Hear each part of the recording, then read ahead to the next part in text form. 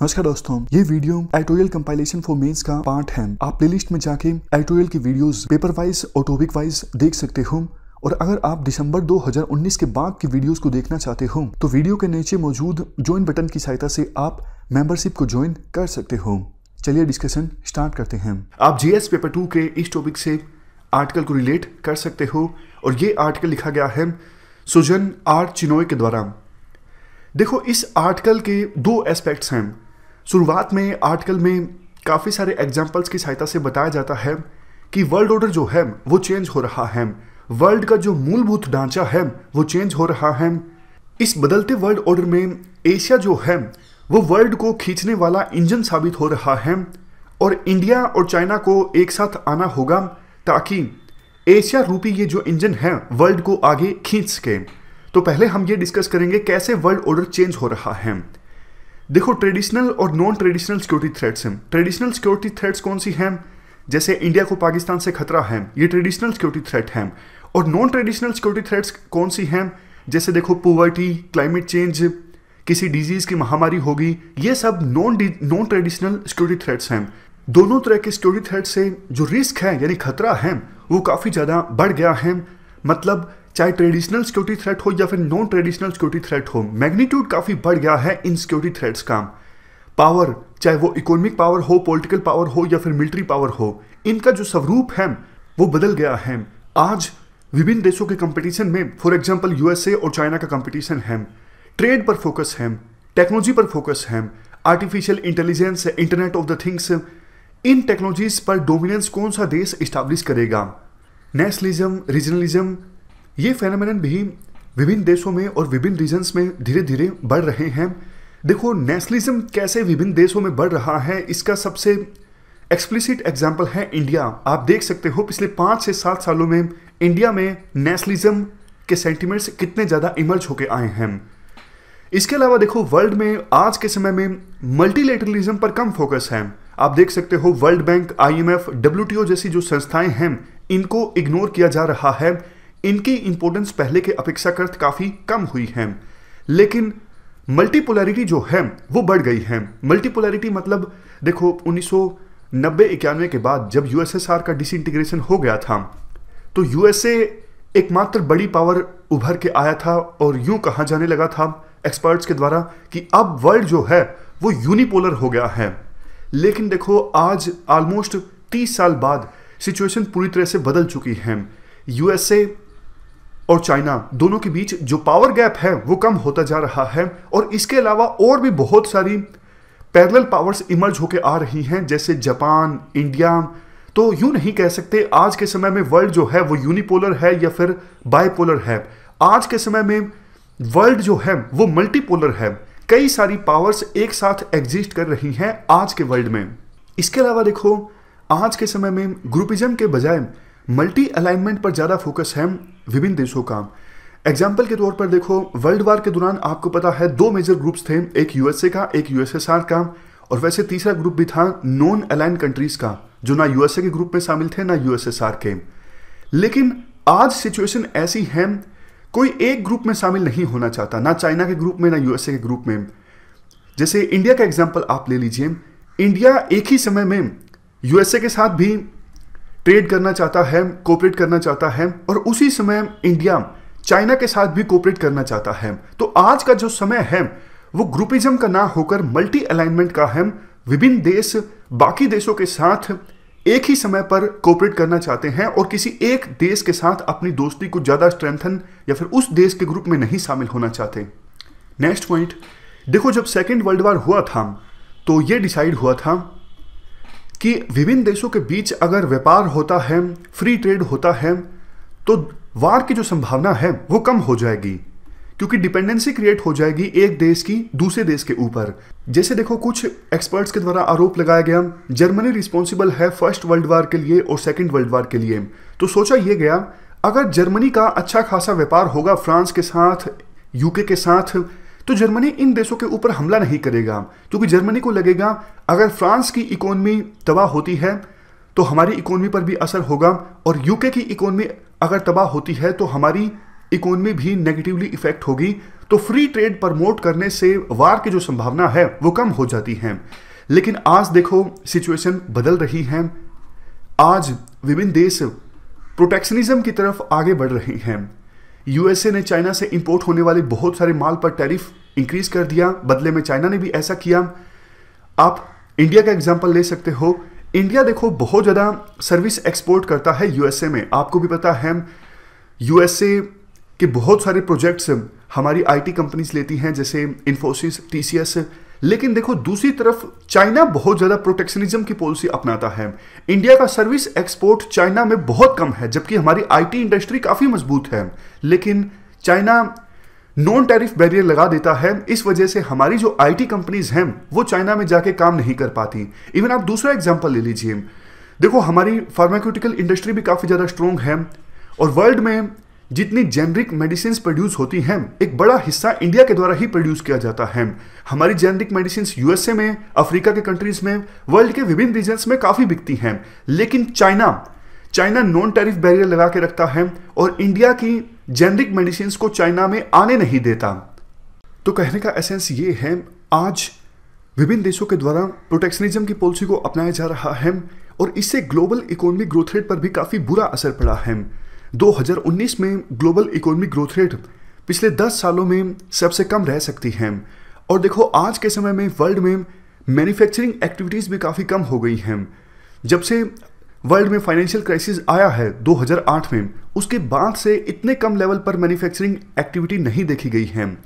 जो इन्वेस्टर्स या फिर बिजनेसमैन हैं वो देखो इवन इमर्जिंग मार्केट्स में भी इन्वेस्टमेंट करने को तैयार नहीं हैं, क्योंकि उन्हें लगता है फिलहाल इन्वेस्टमेंट करना उचित नहीं है। जो एडवांस्ड इकोनॉमीज हैं, फॉर एग्जांपल यूरोप के देश, वहाँ पर देखो लेबर प्रॉब्लम गहराती जा रही है।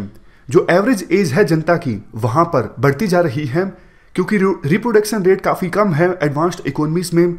और जो लेबर अवेलेबल हैं उनकी भी प्रोडक्टिविटी उतनी नहीं जितनी आज के समय के लिए इकोनॉमीज को आवश्यकता है। आज के समय में ज़्यादातर जो देश हैं वो देखो फाइनेंशियली वल्नरेबल हैं, मतलब जल्द ही ज़्यादातर देशों की जो इकोनॉमी है वो रिसेशन में आ सकती है। इवन चाइना जैसे देशों की जो इकोनॉमी है वो भी स्लो डाउन कर रही है और यूरोप में तो मेजर रीएडजस्टमेंट देखने को मिल रही है ब्रेक्जिट और दूसरे फेनोमेनन के कारण। इस पूरी सिचुएशन में एशिया देखो एक ऐसा कॉन्टिनेंट इमर्ज होके आया है जहां पर कई सारी पावर्स एक साथ इमर्ज हो रही हैं। कई सारी पावर्स का राइज देखने को मिल रहा है इस पूरी सिचुएशन में एशिया में।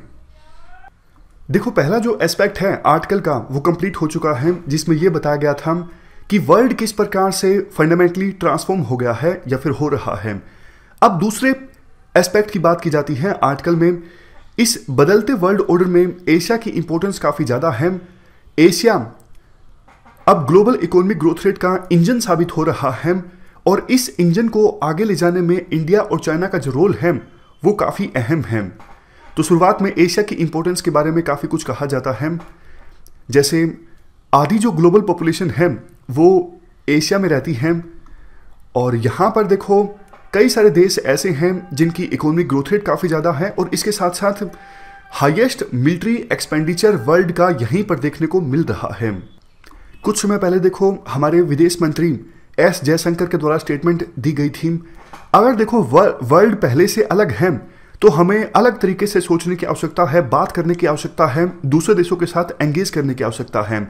आज देखो ऑटोमेशन काफ़ी ज़्यादा आ रहा है, तो विभिन्न जो देश हैं वो अपनी अपनी इकोनॉमी में स्ट्रक्चरल रिफॉर्म लाते जा रहे हैं और स्किल ट्रेनिंग पर फोकस कर रहे हैं ताकि देश की जनता को स्किल्स दी जा सके और उनकी प्रोडक्टिविटी को रेज किया जा सके।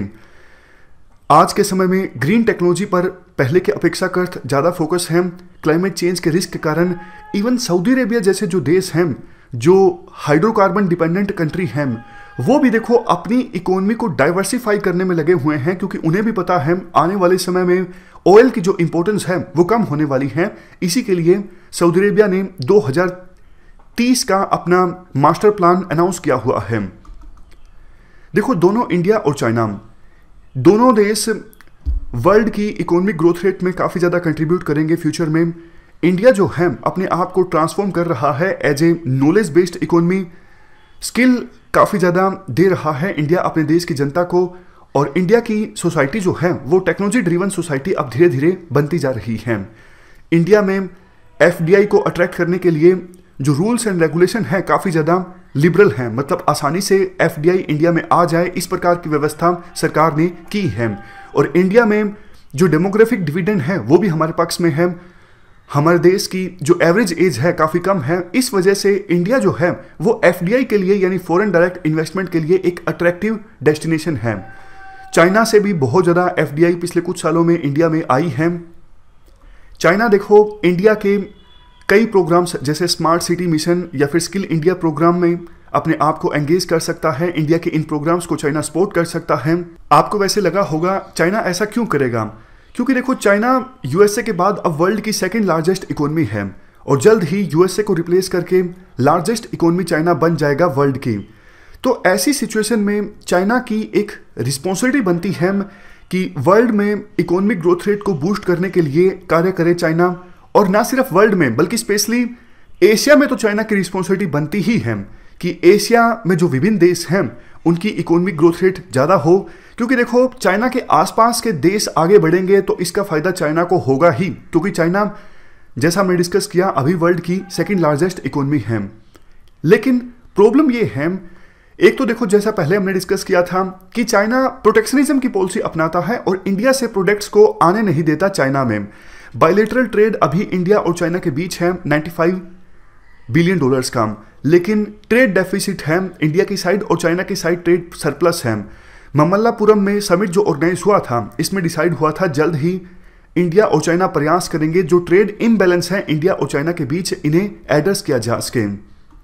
नेक्स्ट पॉइंट देखो, इंडिया और चाइना अभी काफ़ी सारे वर्ल्ड इंस्टीट्यूशंस का पार्ट हैं जैसे WTO, Asia investment infrastructure bank या फिर न्यू डेवलपमेंट बैंक मान लीजिए। मतलब इंडिया और चाइना की पोजीशन अभी देखो काफ़ी ज़्यादा यूनिक है। वो मिलकर इकोनॉमिक रिफॉर्म्स लेकर आ सकते हैं, वर्ल्ड में जो इकोनॉमिक इक्वेशंस हैं उन्हें चेंज कर सकते हैं।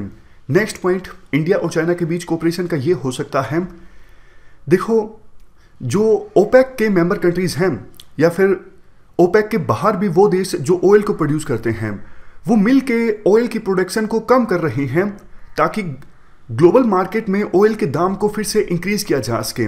जबकि देखो दूसरी तरफ इंडिया और चाइना आपको पता है ऑयल को बहुत ज़्यादा इंपोर्ट करते हैं, तो इंडिया और चाइना मिलकर ऑयल प्रोड्यूसिंग कंट्रीज के साथ एंगेज कर सकते हैं कि भैया आप इस प्रकार से प्रोडक्शन को कम कीजिए और ऑयल के दाम मत बढ़ाइए।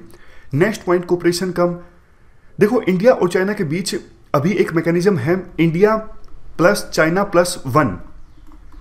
इस मैकेनिज्म की सहायता से इंडिया और चाइना मिल के कोऑपरेट करते हैं या फिर मिल के डेवलपमेंट लेके आते हैं आस पड़ोस के देश में। जैसे देखो एग्जाम्पल के तौर पर अफगानिस्तान के जो डिप्लोमेट्स हैं उनको जॉइंट ट्रेनिंग दी जा रही है इंडिया और चाइना के द्वारा मिलकर। एक और एग्जाम्पल आप समझ लीजिए, इंडिया और चाइना मिलकर अगर नेपाल में कोई डेवलपमेंट प्रोजेक्ट इस्टेब्लिश करते हैं तो वो भी एक एग्जाम्पल होगा इंडिया प्लस चाइना प्लस 1 का। 1 यहां पर कोई भी हो सकता है, 1 वेरिएबल है।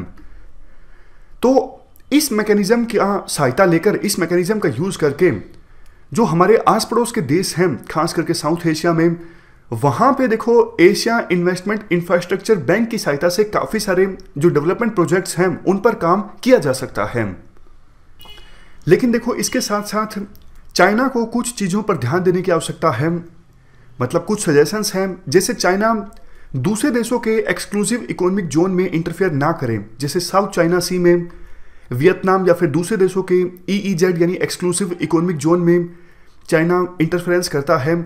आपको याद होगा एक इंसिडेंस हुआ था, इंडिया की PSU वहाँ पे ऑयल एक्सप्लोर कर रही थी, चाइना ने केबल काट दी थी और ये बात है वियतनाम के नज़दीक सी की। तो इस प्रकार से चाइना एक्सपेंशनिस्ट पॉलिसी ना अपनाए, यहाँ पर चाइना को ध्यान देने की आवश्यकता है। दूसरा देखो जैसे RCEP regional comprehensive economic partnership, इसमें इंडिया और चाइना मिलकर काम कर सकते थे, लेकिन इंडिया ने ज्वाइन नहीं किया RCEP को क्योंकि काफ़ी सारे इंडिया के कंसर्न्स थे, खास करके जो कंसर्न्स थे वो चाइना को लेकर ही थे। तो चाइना को कोशिश करनी चाहिए थी कि इंडिया के कंसर्न्स को एड्रेस किया जाए। जापान अभी भी तैयार है, जापान चाहता है इंडिया RCEP का हिस्सा बने। तो RCEP में अगर इंडिया के कंसर्न्स एड्रेस किए जाते चाइना के द्वारा तो इंडिया हिस्सा बन सकता था। RCEP का, अभी भी चाइना के द्वारा ऐसा किया जा सकता है। लास्ट में देखो कंक्लूजन में ये कहा जाता है, एशिया का राइज देखो इस बात पर डिपेंड करता है कि एशिया में पीस कितनी रहती है, एशिया में स्टेबिलिटी कितनी रहती है। और ये अभी एक दुखद फैक्ट है कि stable regional security architecture emerge नहीं होके आया है एशिया में। आप देख सकते हो साउथ एशिया में किस प्रकार से इंडिया और पाकिस्तान के बीच राइवलरी के कारण पूरे रीजन में इंस्टेबिलिटी आती है, और वेस्ट एशिया का तो आपको पता ही है कि कितनी ज़्यादा वहाँ पर इंस्टेबिलिटी रहती है। तो एशिया ग्लोबल इंजन बने वर्ल्ड इकोनॉमी का, इसके लिए एशिया में पीस और स्टेबिलिटी का आना बहुत ज़्यादा जरूरी है। 2017 में रायसीना डायलॉग में प्रधानमंत्री मोदी ने एक बात ये कही थी, एशिया में बहुत स्पेस है, विभिन्न जो देश हैं एशिया के वो मिलकर प्रोस्पेरिटी की तरफ आगे बढ़ सकते हैं। जबकि अगर एशियन कंट्रीज़ के बीच राइवलरी रहती है, प्रतिद्वंदिता रहती है, तो इससे सबको नुकसान होगा, यानी एशिया के जो देश हैं वो प्रोस्पेरिटी की तरफ आगे नहीं बढ़ सकेंगे। इस डिस्कशन में फिलहाल इतना ही है। Thank you very much for discussion.